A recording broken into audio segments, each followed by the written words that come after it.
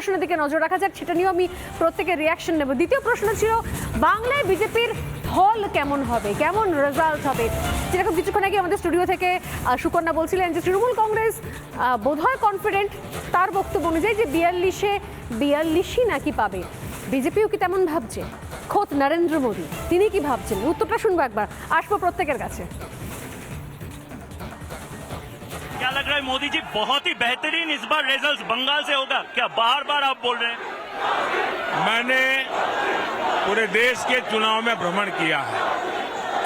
मैंने 2014 का भी चुनाव देखा था, 2019 का भी चुनाव देखा, और मैं कह सकता हूं कि चुनाव 14 का हो या 19 का, ये चुनाव उससे बहुत अलग है। ये चुनाव अपार विश्वास का चुनाव है, और एक प्रकार से ये चुनाव पूरी तरह देशवासी इस चुनाव को लीड कर रहे हैं। देशवासियों के पुरुषार्थ से चुनाव आगे बढ़ रहा है। हम लोग तो निमित्त हैं, और सामान्य मानवीय का संकल्प बन गया है विकसित भारत का। ये कैंपेन की बहुत बड़ी अचीवमेंट है। सभी दर्शकों की तरफ से ये जो चीज है, इससे शायद बहुत कुछ पता चल रहा है। इस बार क्या यहाँ पे भी मोदी मैं सरकार? मानता हूँ पूरे देश में हमारा बेस्ट परफॉर्मेंस बंगाल के लोकसभा के चुनाव में रहने वाला है।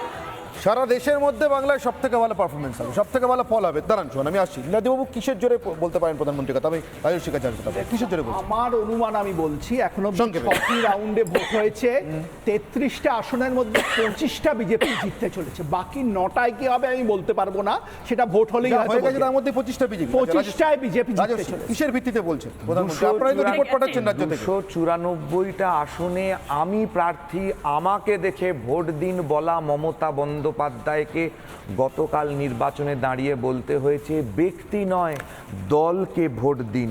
এইটা হচ্ছে মমতা বন্দ্যোপাধ্যায়ের ভয়। আরেকটা ভয় যে মমতা বন্দ্যোপাধ্যায়ের বাড়ির মধ্যে ধাক্কাটা দিল কে, যেটা ডাক্তার বলল, ভয় ওই জায়গাটাতে। আরেকবার ধাক্কা খেয়ে মাথাটা ফাটতে হবে না তো, ভয় এইখানটাতে। এতদিন 42 বলা মমতা বন্দ্যোপাধ্যায়, আমি এক মুহূর্তে মানে সুকন্যাদের কথা মেনে নিলাম। এবং আমি এতদিন জানতাম মমতা বন্দ্যোপাধ্যায়ের পরে তৃণমূল কংগ্রেসে হচ্ছেন অভিষেক বন্দ্যোপাধ্যায়, কিন্তু আজকে আমি জানলাম যে মমতা বন্দ্যোপাধ্যায়ের পরে সুকন্যাদি হচ্ছেন দ্বিতীয় সেকেন্ড ইন কমান্ড।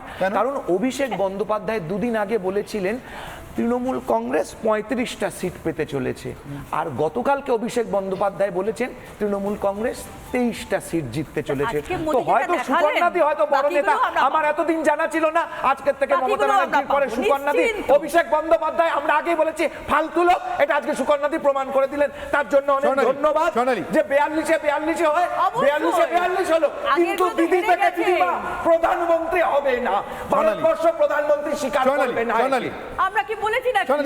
এতদিন বলেননি দিল্লি যাবে হাওয়াই চটি, কারা বলেছিল? এই দেখুন, তার মানে 42টা উনি এখনই স্বীকার করে নিলেন, সেটাও হচ্ছে না। কারণ এখন নরেন্দ্র মোদী উনি জেনে চেঞ্জ করতে হচ্ছে, 23 দাঁড়াচ্ছে, 23 হবে বলছে, অভিষেক ব্যানার্জি 23 পাবে, তার মানে তাতে গিয়ে থামবে। একদম পরিষ্কার বোঝা গেছে, হেরে গেছে মমতা, হেরে গেছে মমতা, জেনে গেছে জনতা, হেরে গেছে। আপনি সুকন্যাদি পরিষ্কার স্বীকার করে নিলেন।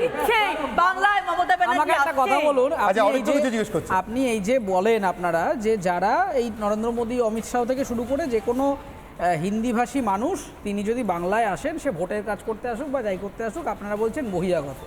আচ্ছা, আপনি কি জানেন যে বাংলায় কাজ না পেয়ে, এখানে চাকরি না পেয়ে কত যোগ্য বাঙালি অন্যান্য রাজ্যে শহরে আছে? দেশের কতজন মানুষ বিদেশে গিয়ে চাকরি করতে যাচ্ছে? আপনি আগে বাংলাটা বলুন, আপনি আগে বাংলাটা বলুন। লোকসভার ভোট আপনি বাংলায় কেন? ভারতেরটা হিসেবটা দিন, আপনি ভারতের হিসেবটা দিন। কতজন বিদেশে গিয়ে চাকরি করতে কর্ণাটক গেলেন না, বেঙ্গলে গেলেন না, বোম্বে গেলেন না, উড়িষ্যা গেলেন না, দক্ষিণ ভারত গেলেন না, কাশ্মীর গেলেন না, আসাম গেলেন না, মণিপুর, কোথাও গেলেন না। যে ভাষায় কথা বলতে পারে, যে কাশ্মীরি, পাঞ্জাবি, গুজরাটি সব ভাষায় কথা বলতে পারে, সে প্রচারে গেল না লোকসভায়। সেই বাংলা তো আপনাদের 7 মন জায়গা পাবে না, কোথাও আসবে না। বেকার চিৎকার করছে তৃণমূল কংগ্রেস অফিসিয়াল মুখপাত্র, শোনাবে না। বাংলা তোমাদের কোনো কোনোদিন হবে না।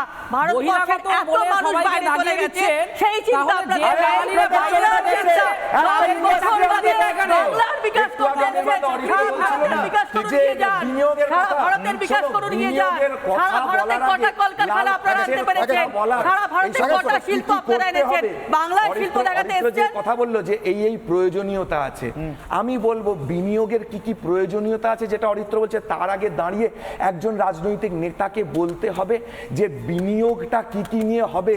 তাকে নদিয়ার পাটের কথা, দার্জিলিং এর কমলা লেবুর কথা, মালদার হিমসাগর আমের কথা, দক্ষিণ 24 পরগনা যে ওয়ার্ল্ডস লার্জেস্ট ক্যান্ড ফিশের এই জন্যই একটা বোধহয় 100 স্থান দিনের হতে পারে, টাকাগুলো আপনারা যা বন্ধ যা করে তার দিয়েছেন। জিওগ্রাফিক্যাল পজিশন, এই জন্যই সেটা বোধহয় নিয়ে 100 বলতে দিনের হবে। টাকাটা আপনারা একটা বন্ধ শব্দ করে দিয়েছেন। ওই ভাইপোর মুখ থেকে বাংলার কোনোদিন আবাস শুনেছো যোজনার টাকাটা যে আপনারা ডায়মন্ড বন্ধ করে হারবার থেকে দিয়েছেন। সাংসদ যাতে যে বাংলা দক্ষিণ উন্নতি 24 না করতে পরগনা পারে, থেকে মমতা ব্যানার্জি কোনোদিন কোনো উন্নতি করে বাংলা দেখিয়ে দেবে। সিলিংকের মতো বাংলায় মমতা মেদিনীপুর আর ব্যানার্জির দক্ষিণ 24 প্রকল্প পরগনা আন্তর্জাতিক দেখো এত স্বীকৃতি কথা পায়। বলছে, একটা বাংলায় একটা কথা মমতা বলে আপনাকে ব্যানার্জির বলতে হচ্ছে, প্রকল্প জানেন না তো সারা শুরু করে সুকন্যা,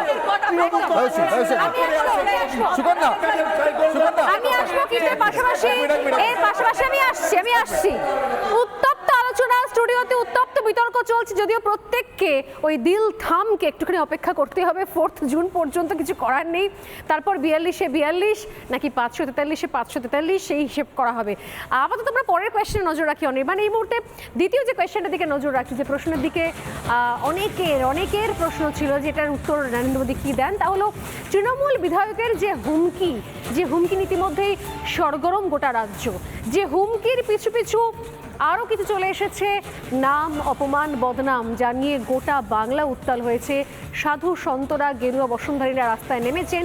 সেই বিতর্কিত মন্তব্য তৃণমূল বিধায়কের, যেখানে বলা হয়েছিল পার্সেন্টেজ নিয়ে মুর্শিদাবাদে কারা 30%, কারা 70%, এবং তারপর পরিবর্তিত পরিস্থিতিতে সেখানে গলা কেটে ভাগীরথীর জলে ভাসিয়ে দেওয়ার হুমকি, সেই প্রশ্ন করা হয়েছিল। তৃণমূল বিধায়কের হুমকি নিয়ে কি বললেন নরেন্দ্র মোদী, দেখা যাক। আবারও আসবো আমাদের উত্তপ্ত আর ডিবেটে। मोदी जी 21 दिन हो गए, 3 हफ्ते। हुमायूं कबीर तृणमूल के जो एमएलए है उसने बोला था हिंदुओं को काट के भागीरथी में बहा देंगे। उसके बाद ममता बनर्जी ने तो ना नहीं बोला, उसके ऊपर रामकृष्ण मिशन भारत सेवाश्रम को इंसल्ट किया और इसके बाद बोला रामायण महाभारत सब कुछ खत्म हो जाएंगे, कुरान। लेकिन मेरा विकास का जो कहानी है वो खत्म नहीं होगा।